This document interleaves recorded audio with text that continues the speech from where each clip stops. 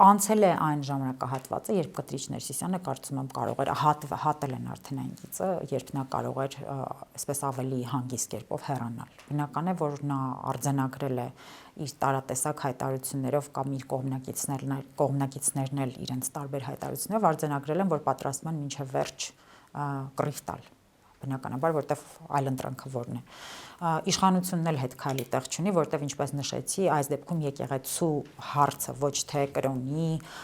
կրոնական ինչ-որ տարատեսակ խնդիրների կուտակված լինելու, ինչը նույնպես կա, անշուշտ, այնպես չի, որ դա հարցականի տակ է դրվում, բայց ավելի շատ անվտանգային բնույթ ունի ինքը իրենով, որովհետև եթե եկեղեցին, որը լրջագույն կառույց է եւ Հայաստանի Հանրապետության ներսում իր պատմական նշանակությամբ, իր նաև մշակութային եւ հոգեվոր ազդեցության դիտանկյունից օգտագործվում է Հայաստանի Հանրապետության դեմ, բնական է, որ այդ հարցը չի կարելի